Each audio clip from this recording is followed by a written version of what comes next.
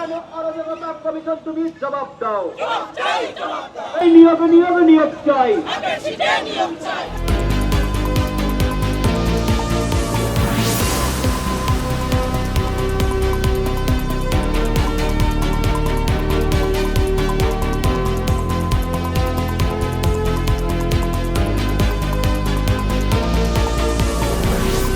Upper primary দীর্ঘ 10 বছর ধরে যে চলছে সেই প্রক্রিয়া আরম্ভ হয়েছে, কিন্তু আপার প্রাইমারি যে 2014 গেজেটে বলা আছে 8GB রুলসে যে গেজেটকে মান্যতা দিয়ে ইন্টারভিউয়ের 15 দিন আগে পর্যন্ত সিট আপডেট করে আপার প্রাইমারিতে নিয়োগ করতে হবে।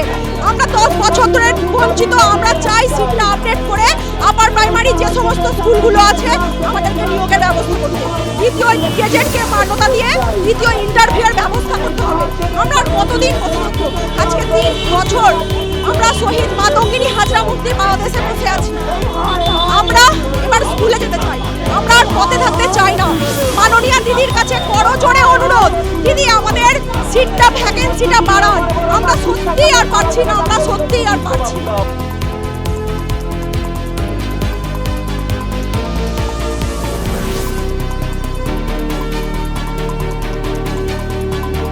আমরা আমাদের যে গেজেট মেনে যে রুলস মেনে আমাদের অবিলম্বে টেট পাস 10 আমরা যত আছি তাদেরকে ইন্টারভিউ দিয়ে তাদেরকে নিয়োগ করুন, এটাই আমাদের দাবি।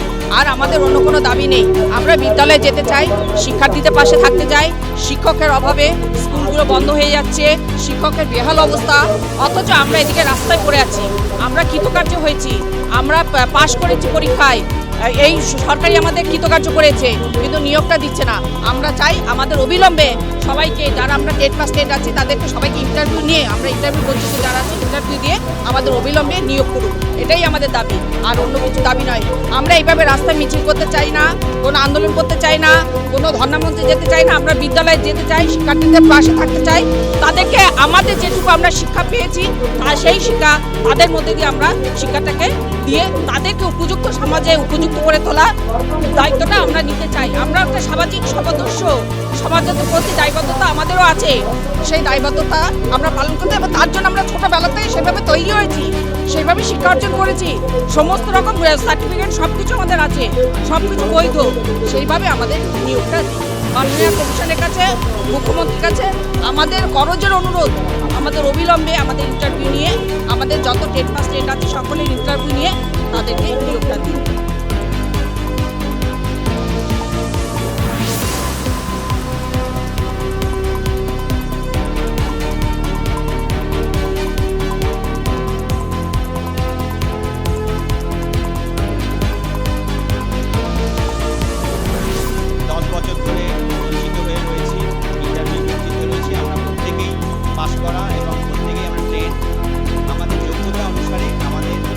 আপডেট করে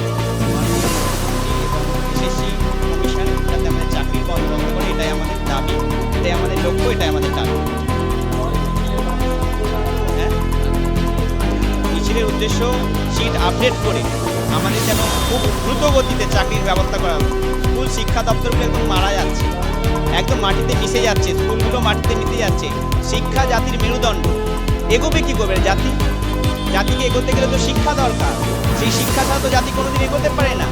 তার জন্য আমাদের সব কিছু হচ্ছে, কিন্তু শিক্ষাটাও তো একটা সংস্কৃতির অঙ্গ।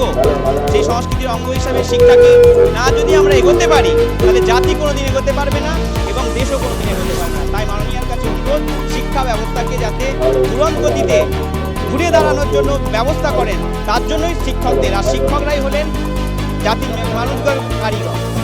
আমরা যে 10 বছর ধরে যে আমরা যে বঞ্চিত, ইন্টারভিউ না নিয়ে যে তার আগে হচ্ছে এখন যে জয়েনিংটা হচ্ছে আপার প্রাইমারি, আমরা চাই আমাদেরকে ইন্টারভিউ নিয়ে আমরা যে বঞ্চিত হয়ে আছি সেই বঞ্চিত জীবনটা থেকে যেন আমাদেরকে স্কুলের লাইফে যেন আমরা যেতে পারি সেই ব্যবস্থা করা। মাননীয়ার কাছে এই বার্তা নিয়ে আমাদের আজকের এই মিছিল। আমরা চাই যে সরকার থেকে মানে কমিশন থেকে যে ওদের যে বলে দেওয়া যেটা রুলটা 8GB রুল অনুযায়ী ইন্টারভিউয়ের 15 দিন আগে সমস্ত সিট আপডেট করে সেই সিটে আমাদের নিয়োগ চাই, আমাদের বঞ্চনার পরিসমাপ্তি চাই। আমরা আর আর পারছি না সহ্য করতে, আমাদের বয়স শেষ, মানে সব শেষ আমরা। এই নিয়োগ চাই, আমি একটাই নিয়োগ চাই। এই বৃদ্ধ ভাইয়ের করুণ নোটিশ চাই না, আমাদের বৃদ্ধ ভাতা 10% চাকরি চাই, আপডেট দিতে নিয়োগ চাই। আপডেট দিতে নিয়োগ দাও, বঞ্চিত করে বাঁচতে দাও। এই 10টি বছর ফিরিয়ে দিন, জীবনটা আজ মূল্যহীন।